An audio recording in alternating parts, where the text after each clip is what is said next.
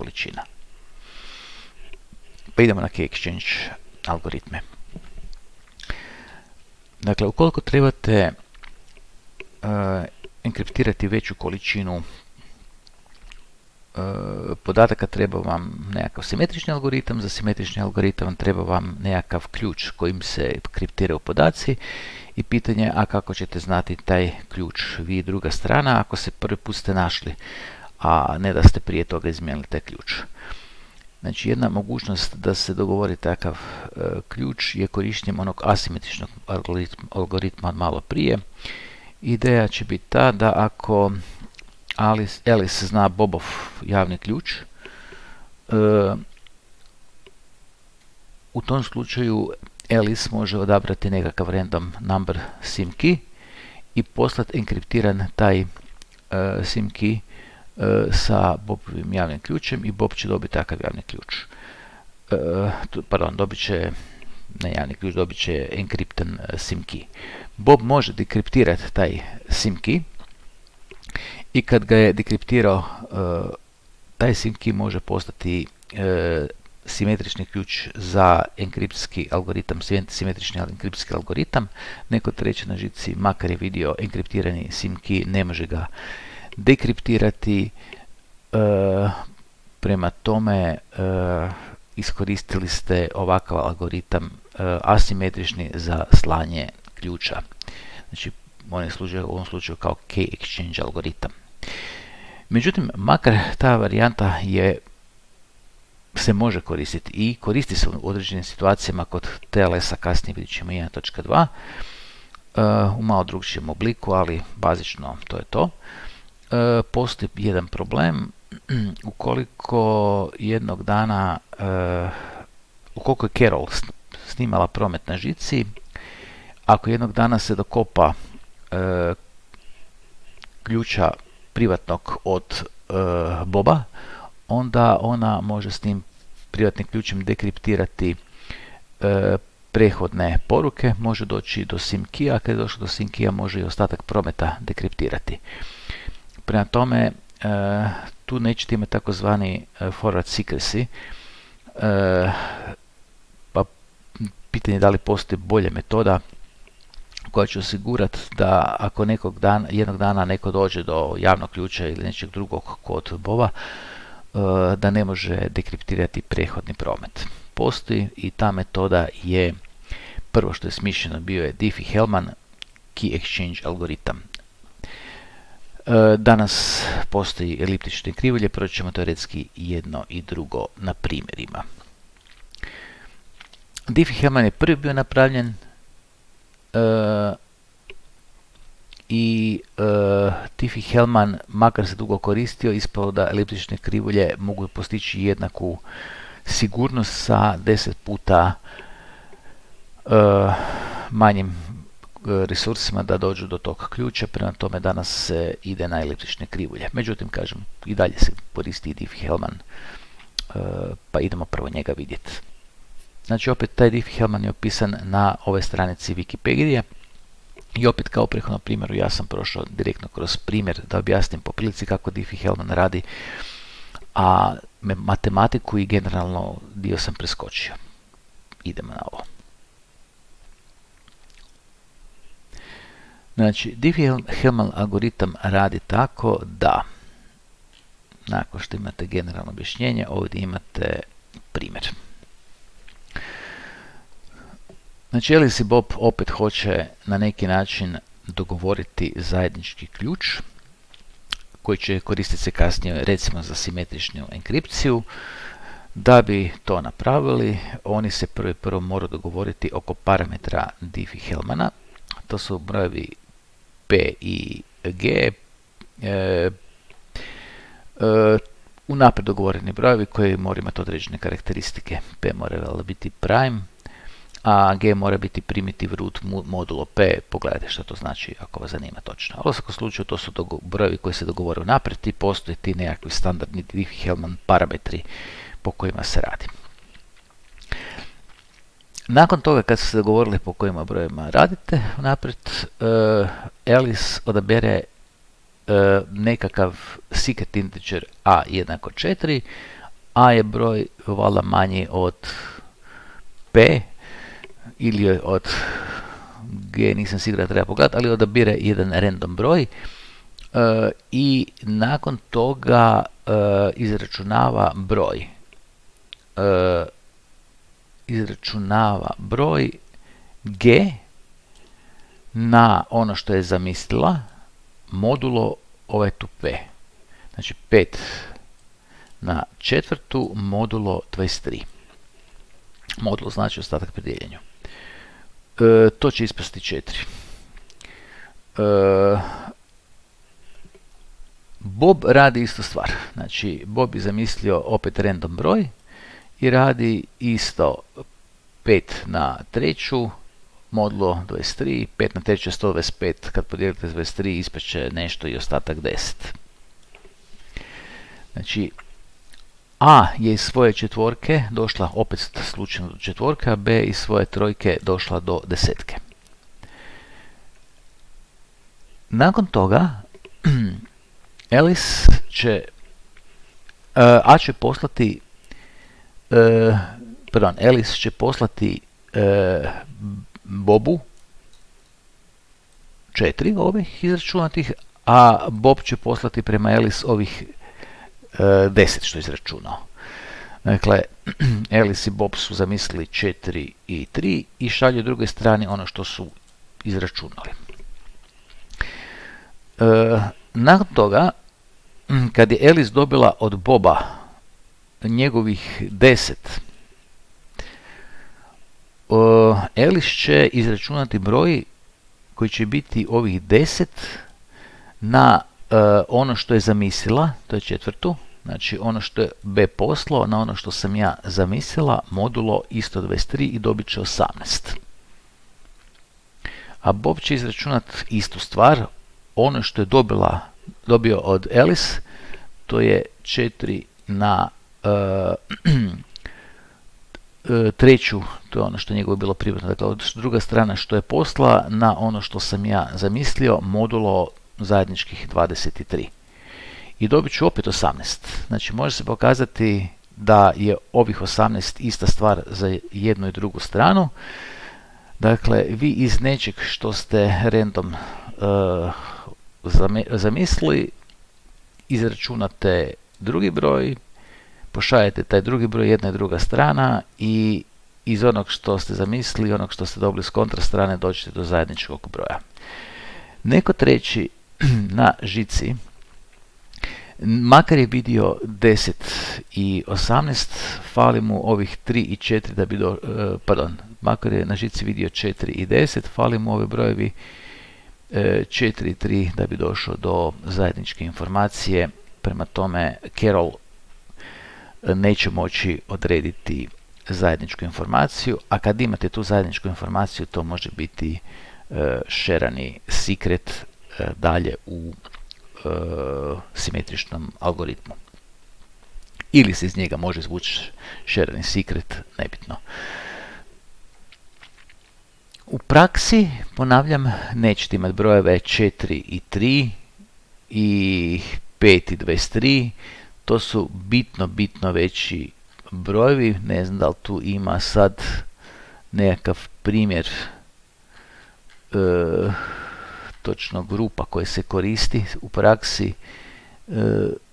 Dobro, neću sad tu gubiti vrijeme na ove stranice, ali dakle u praksi to su puno veći brojevi. To je to. Nakon Diffie-Hellmana ovdje su isto prođene eliptične krivulje koje se isto koriste kao kod key exchange algoritama i danas se praktički one koriste, a ne više Diffie-Hellman. Najčešće, budući da pružaju sličan nivo sigurnosti, ali uz manje resursa što se tiče CPU-a. Postoji veliki broj odličnih dokumenata kao uvod u te eliptične krivulje. Ovo je pogotovo jedan od dobrih tih sajtova gdje je to opisano. Ima jako puno matematike iza toga, treba se dobro skoncentrirati kad se to čita. Ja ću pokušati to ispričati u onoj mjeri da možemo dalje popratiti kako to sve skupa radi, ali treba uvijek voditi računa o tome da će nam ideja biti slična kao kod Diffie-Hellmana. Vi ćete morati u konačnici i kod eliptičnih krivulja nešto odrediti na nekakav random način, iz toga izračunati nešto drugo. To će napraviti i Alice i Bob, izmijenit će informacije, ono što su izračunali, i na kraju će iz tog izmijenjenog izračunati i ono što su zamislili izračunati zajedničku informaciju. Samo se radi na drugi način. Ok. Dakle, za eliptične krivulje otvorit ću ovaj tu link. Eliptične krivulje su krivulje koje su definirane jednadžbom ovom tu. Y kvadrat je x na treću plus ax plus b, gdje specifični a i b definiraju nekakvu specifičnu eliptičnu krivulju. Odmah mogu reći, ovo su generalne eliptične krivulje sa realnim brojevima. Za kriptografiju neće se koristiti realni brojevi, nego će se ovo raditi na ograničenom polju vrijednosti, finite fields, varijanta koju ćemo kasnije opisati vrlo brzo nakon ovoga. Znači, prvo je ovo opisano, nakon toga je opisano što se koristi u kriptografiji na ovom sajtu. Dakle, ovo je nekakav generalni oblik eliptične krivulje i kad imate eliptične krivulje, njihova karakteristika je ta da su one prvo simetrične oko nekakve y osi, jer ako imate da je x na treću plus ax plus b nekakva vrijednost za neki x, onda će nekakav, ako y zadovoljava nekakav takvu vrijednost, onda i minus y zadovoljava isto takvu vrijednost, jer kvadrat će poništiti, prema tome one su simetrične oko te osi. Također, oni mogu imati različiti oblik ovisno o tome kakvi su a i b, dakle one mogu biti takve da imate u jednom komadu ili da je u dva komada, to sve skupa, ovisno o a i b kakvi jesu. Za eliptične krivulje definiraju se operacije zbrajanja, logičkog zbrajanja točaka. Dakle, karakteristika prije toga, karakteristika eliptičnih krivulja je sljedeća: ako potegnete nekakav pravac, on će sjeći eliptičnu krivulju uvijek u tri točke. Ili ako bi slučajno ovdje imali tangentu, onda bi to bilo u jednoj ove tu točki, ali u principu osim u tom specifičnoj situaciji uvijek imate sjećanje u tri točke. Dakle, za takvu eliptičnu krivulju i nekakav pravac koji sjeće ju definira se operacija zbrajanja tih točaka P i Q, znači ako imate točke P i Q, definira se da je zbroj točaka P i Q, logički zbroj točaka P i Q, točka R koja se nalazi kao treća točka na ovoj krivulji, ali suprotna strana. Znači, minus R će biti P plus Q. Također, ukoliko se točka R približava točki P, odnosno ako se točka Q približava točki P, u tom slučaju vi ćete u stvari imati to da će ovo postati tangenta na ovu krivulju i vi ćete u stvari imati na ovom mjestu točku P plus P, ova točka dolje koja se ne vidi će biti u stvari zbroj točaka P plus P, to je u stvari onda 2P je ova točka ispod. To je geometrijski prikazano sve skupa, a ako idemo gledati algebarski, vi možete i algebarski izračunati tu točku kad zbrajate P plus Q na način da uzmete koordinate točaka P i Q y, x koordinate tih točaka, da izračunate nagib te između tih točaka, znači nagib tog pravca, i onda iz toga izračunate opet rezultantnu vrijednost za zbroj. Ili ako ćete imati da je P jednako Q, onda opet se izračunava nagib u nekakvoj nagib pravca u toj točki putem ove formule i izračunava se koliki je yp nakon toga i xp. Pardon, je xr i yr se izračunava, to je to. I to sam ovdje bio prokomentirao što sam vam bio rekao. To je to. Zašto su ove krivulje zgodne? Pokazalo se sljedeće. Ukoliko vi imate nekakvu točku P i hoćete izračunati točku 2P, to se da algebarski napraviti, vrlo jednostavno. A isto tako, ako imate točku n puta P, onda možete n rastaviti u obliku potencija broja 2, dakle možete izračunati da je 11p, 8p plus 2p plus p, i onda možete jednostavno pozbrajati onih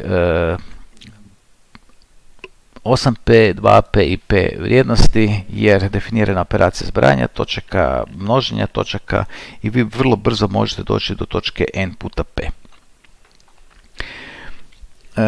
Ponavljam, ovdje se sve skupa još pričamo o realnim brojevima, neće nam biti zanimljivi realni brojevi, nego finite field, ograničeno polje brojeva, što ima malo iza toga, ali ideja će biti vrlo slična.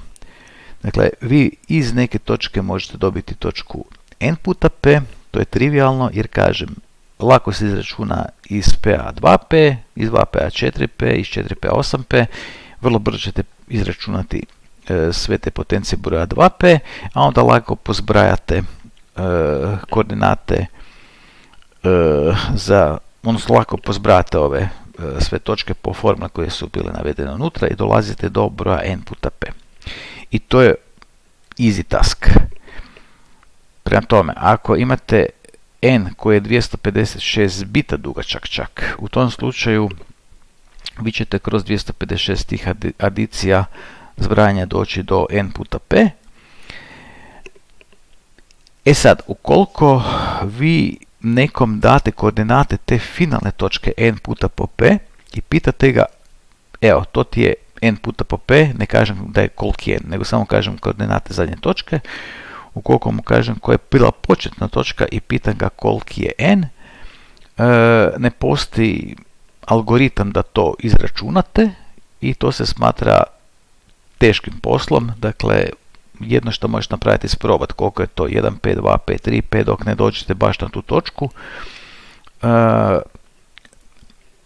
a to ne možeš napraviti jer ako je broj 256 bita dugačak, sjetite se ono broj atoma u zeljenoj kori je reda veličine 2 na 120 i neko, ovo je 256, ne možete sve varijante isprobati da bi znali koliki je n, prema tome ne postoji danas takva metoda da dođete do broja n. Probajući jedan za drugim postoji metoda da se izračuna iz finalne točke i prve točke koliki je n. Ok, sve ovo što sam bio rekao vrijedilo je za generalno krivulje sa realnim brojevima, međutim nama zanimaju nas te krivulje nad finite fieldom. U principu imat ćete istu jednadžbu takvih krivulja da je, dakle ovo sve skupo što sam prije rekao možete lagano pa i zaboraviti. Za kriptografiju zgodno je za imati ideju kako ovo dalje radi, ali za kriptografiju je bitno ovo što slijedi. Dakle, kod kriptografije isto ćete imati eliptičnu krivulju oblika da je y kvadrat jednako x na treću plus ax plus b, ali jedno i drugo gledate modulo p. Prema tome x i y su sad cijeli brojevi, nisu realni brojevi, a i b su isto cijeli brojevi i ovisno a i b imate neku specifičnu krivulju i o p-u. Znači morate definirati a, b i p, to je to. Primjer jedne ovakve krivulje je prikazan na ovoj tu stranici i čisto da do kraja bude ovo jasno, evo, ovdje je dat primjer krivulje y na kvadrat je x na treću minus 1x plus 10 modulo p, to je ovo tu što sam napisao minus 7x plus 10 modulo 19, ovo tu vam je modulo 19 slika, ovo tu slike modulo 97, ja sam gledao ovu tu sliku. Prema tome, ako gledate ovu tu sliku, prvo to uopće ne liči na krivulju. I dalje se naziva eliptična krivulja, međutim to veze s krivuljom nema. Nego to niz točaka. Međutim, idemo provjeriti da li recimo ova tu točka na toj krivulji, a to je točka bila 1, 2, zadovoljava ovu jednadžbu. Dakle, ako uzmete za točku 1, 2 sljedeće, y je bio 2, pa y na kvadrat modulo 19 je 4 modulo 19, to je 4, a x na treću plus ax plus b, to je 1 na treću, jer x bio 1, minus 7 plus 10, to je opet 4. Ok, prema tome, ta točka zadovoljava tu jednadžbu i onaj dio te krivulje. Također, na toj krivulji je i točka 1, 17. Pa je za tu točku isprobano da li je x na treću plus ax plus b modul 19 isto 4, pardon, to je ovdje tu bilo, za 17 gledamo, znači 17 puta 17 na kvadrat, to je 289 mol 94, za točku x jednako 1 smo već bili izračunali, u redu je. Prema tome, za te dvije točke definitivno da to sve skupa štima i te dvije točke pripadaju u toj krivulji. Ako imate neku točku ako imate točku A i točku B koja pripada toj krivulji, u tom slučaju opet se definira logički zbroj te dvije točke na sličan način kao što se to radilo na realnim brojevima, ista ona logika, samo tu nema što crtati, mislim, nije toliko očito kao što je tamo bilo. Prema tome definira se operacija logičkog zbrajanja točaka i to je opisano ovdje negdje. Dakle, ako imate točke P i Q, da bi došli do točke minus R koja predstavlja zbroj točaka P i Q, vi morate algebarski ako idete to izračunavati, morate opet izračunati nekakav nagib tog pravca koji ide kroz te dvije točke, to je slope m, gdje se to radi kao razlika y pomnožena sa razlikom x-ova na minus prvu modulo p. I kad ste dobili taj m, onda se finalni rezultat dobija, znači ovo su vam bili yp, yq, xp, xq, početne točke, a rezultat se onda dobija kao taj nagib na kvadrat, minus prva točka, minus druga točka modulo p, a yr isto je ovo što ste imali yp od prve točke plus ono što ste izračunali puta xr, to ste imali od rezultat kojeg ste malo prije dobili, minus xp od prve točke. Dakle, dobit ćete koliki je yr. Prema tome, postoje formule za izračun rezultatnog zbroja, logičkog zbroja dvije točke, da dobijete novu točku. Kod tog logičkog zbroja prvo izračunavate nagib krivulje, a nakon toga se s njega izračuna jedno i drugo, xr i yr. Ukoliko sad imate da je p jednako q, znači ako su točke p jednako q, onda imate dva puta p plus p imate točku, znači 2p. U tom slučaju dobit ćete da je nagib jednako prva točka na kvadrat plus a puta 2yp i onda to vrstite gore da dobijete gdje se nalazi 2 puta po p. Pa sam to i isprobao ovdje.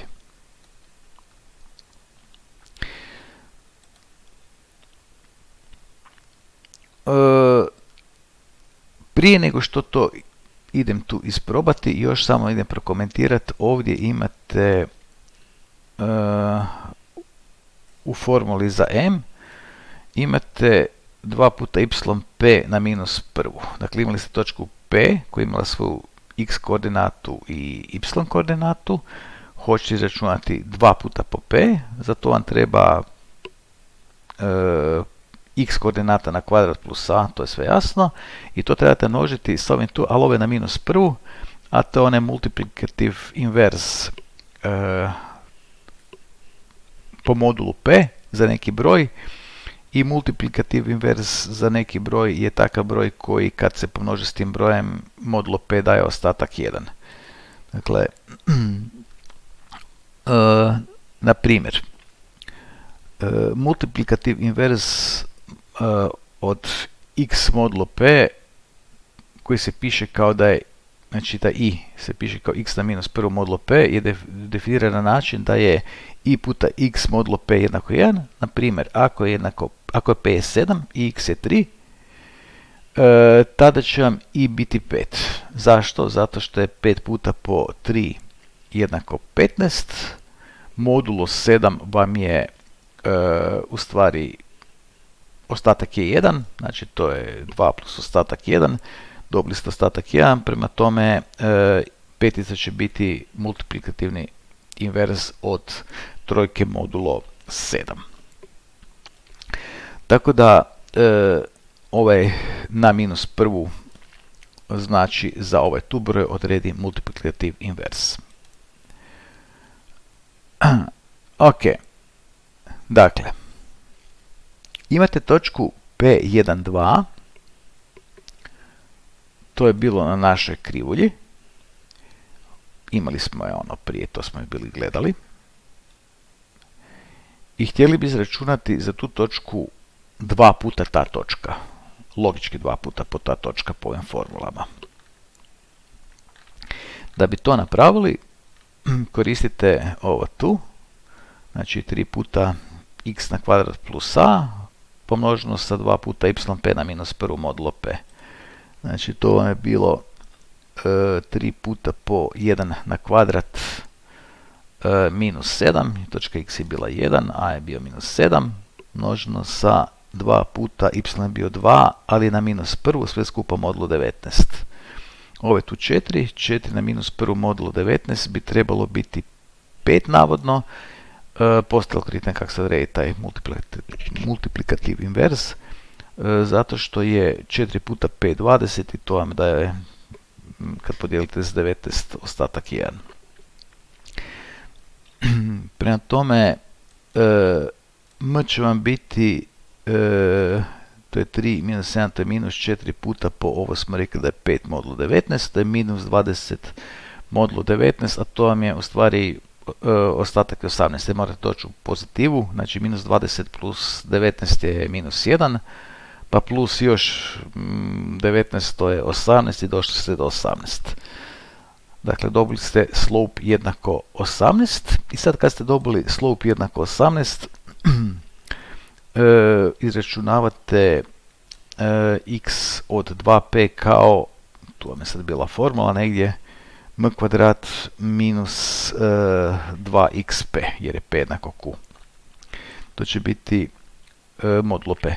To će biti 18 puta 18, što ste izračunali, minus 2 puta po 1, modulo 19 to je 322, modulo 19 to je 18. A y će vam biti po ovoj tu formuli,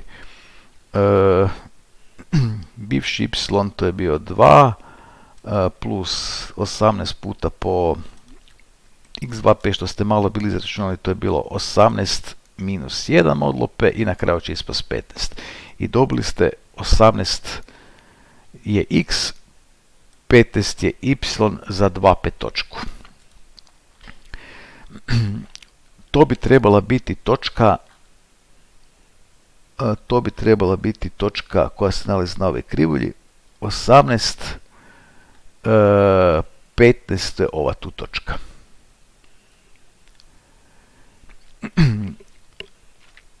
Ajmo malo rezimirati što smo napravili. mi smo, poznavajući jednu točku, uz puno priče ovdje, ali uz malo u stvari izračunavanja, ako je to nekakvo računalo, vrlo brzo došli do točke 2 puta po p. Pa na isti način iz točke 2 puta po p vrlo brzo možete doći do točke 4 puta po p, 8 puta po p, 16 puta po p i tako dalje. I možete doći da izračunate čak ako treba napraviti 256 tih mogućih vrijednosti, da kasnije kad imate generalni broj n puta po p, pozbrajate one vrijednosti za svih tih točaka 2p, ne znam, 8p ili koliko treba da bi došli do finalnog n puta po p.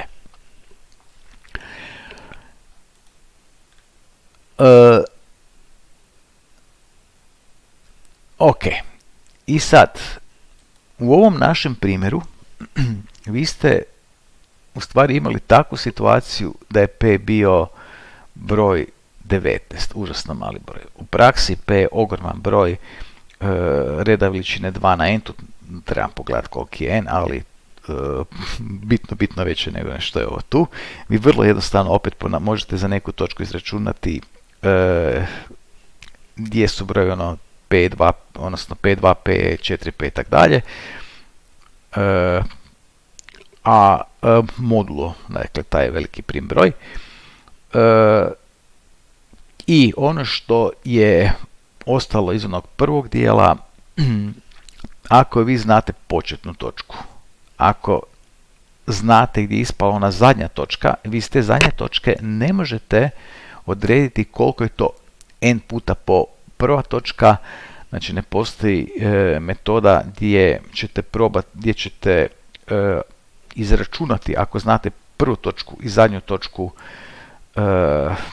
da shvatite koliko je to bio n, da iz zadnje točke i prve točke dođete do n, to ne postoji metoda, a da probate sve varijante 1p, 2p, 3p, opet je nemoguće jer je preveliki broj tih varijanata, budući da je p reda veličine 256 ili više bitova, a rekli smo to su brojevi za koje više ne možete ići raditi primjer po primjer, pa to negdje spremiti, takva stvar više ne ide.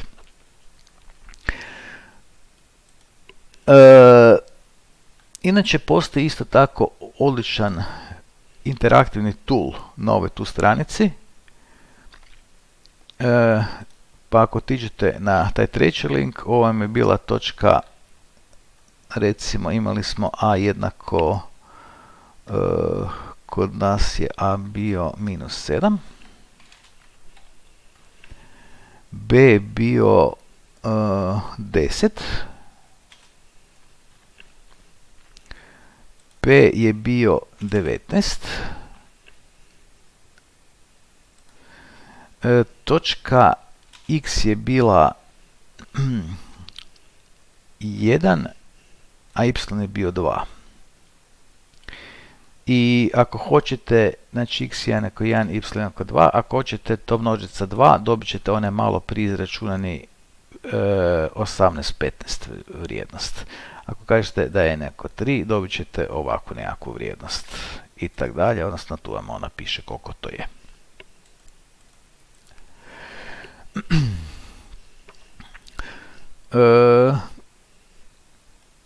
Ok, to je tu link koji sam bio spomenuo.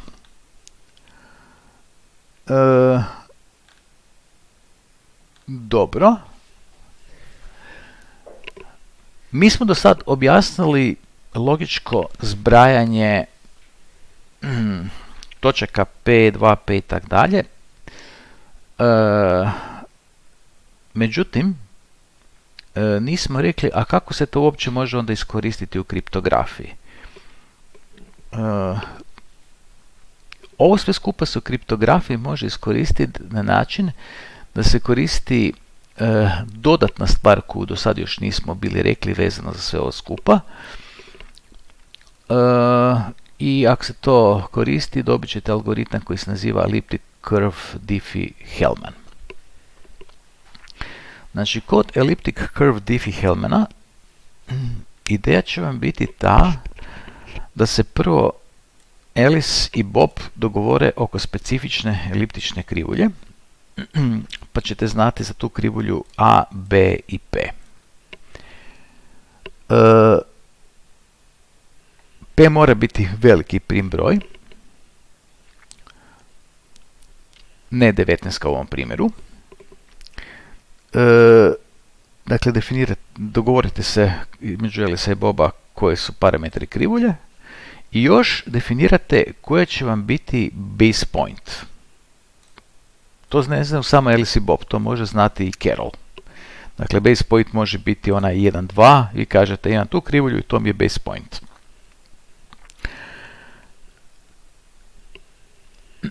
Nakon toga,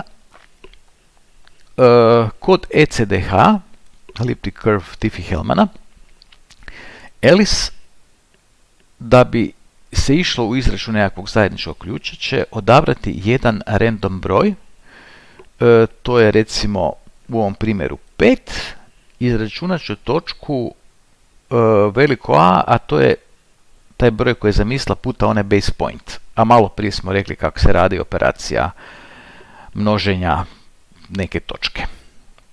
Prema tome izračunat će ono 5 puta tu P. U stvari čak imamo tu pa mogu staviti 5. Dakle, kad bi to bio base point, onda bi izračunala točku 1,17.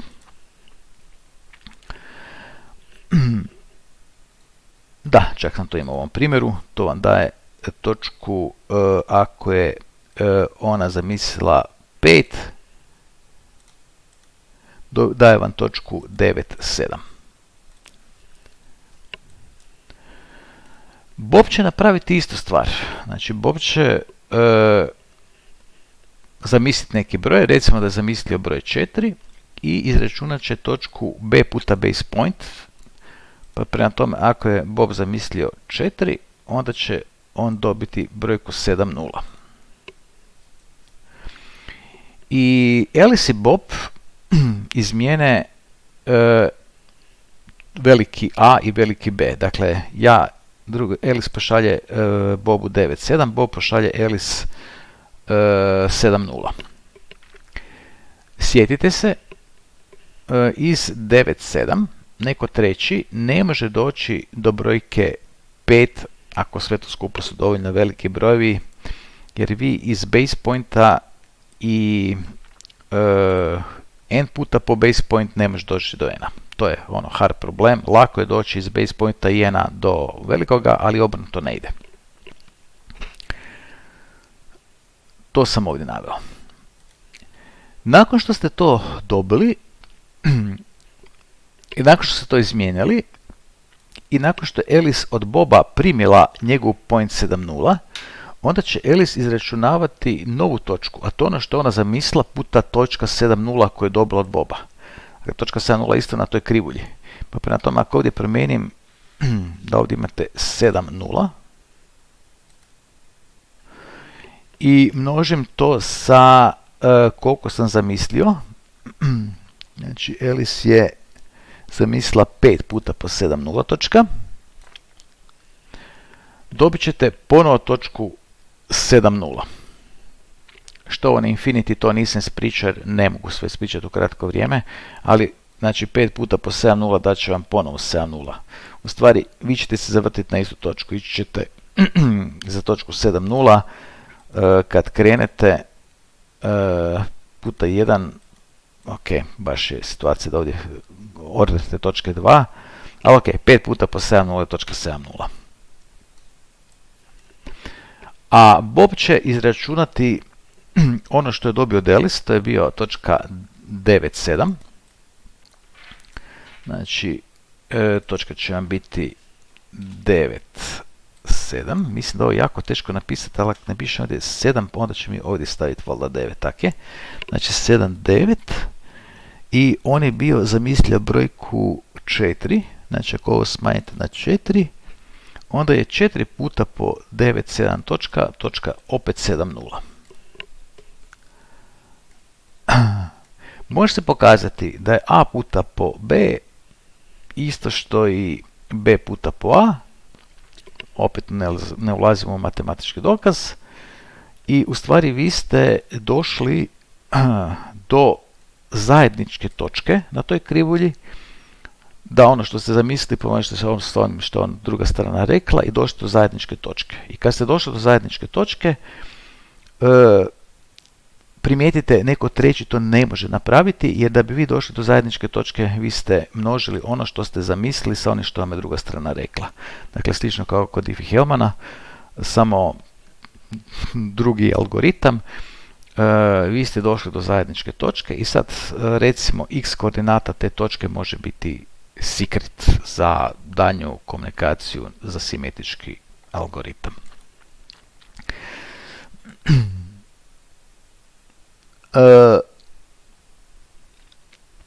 Ok.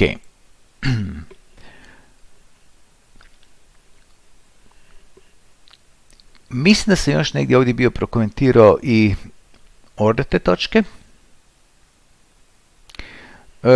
Tu negdje prije. Dakle, kad vi imate neku točku, ako vi imali ste početnu točku, bila je, ako se ne varam, 1, 2, jel tako? x1, y2. Ako množite to s modulu 19 sa 1, to je početna točka, puta 2 je iduća točka bila tu gore. Samo malo da smanjim. Ako množite, to je ova točka Q, pa ova točka iduća, pa ova točka iduća, pa iduća, pa iduća. Sad ste došli, kad je n jednako 8, ste došli do infinity takozvani, i puta 9 će vam biti potpuno početna točka. Dakle, vi ako idete množiti početnu točku sa 1, 2, 3 do 8, dobit ćete nešto se naziva infinity, puta 9 je početna točka i kaže se da onda order te točke, ova subgrupa ima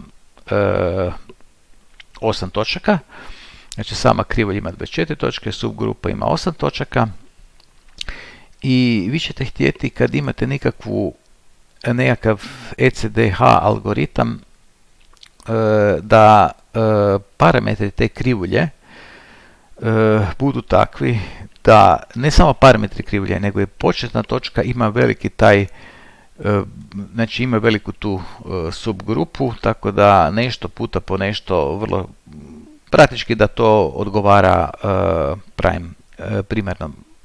prim broju s kojim se sve to skupa dijeli. Prema tome, što je veći tu subgrupa, u tom slučaju kvalitetniji je taj algoritam, odnosno neko treći neće možda razbiti. Dakle, kad se gledaju ovi postojeći nekakve eliptične krivulje i base pointovi, to je odabrano na taj način da je ta subgrupa jako velika, praktički jednaka je kao i prim broj, a prim broj je 256 bita ili veći. To je to.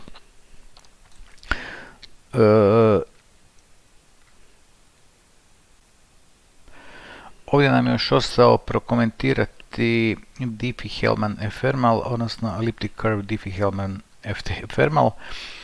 Dakle, ukoliko za svaku novu sesiju ćete rekalkulirati ključ dobijan Diffie-Hellmanom, u tom slučaju i nećete raditi reuse bivšeg ključa, kaže se da imate taj ephemeral Diffie-Hellman i dobijemo takozvani perfect forward secrecy, jer ako neko zna sadašnji ključ, ne može s tim ključem ništa iz prošlosti napraviti dekripciju.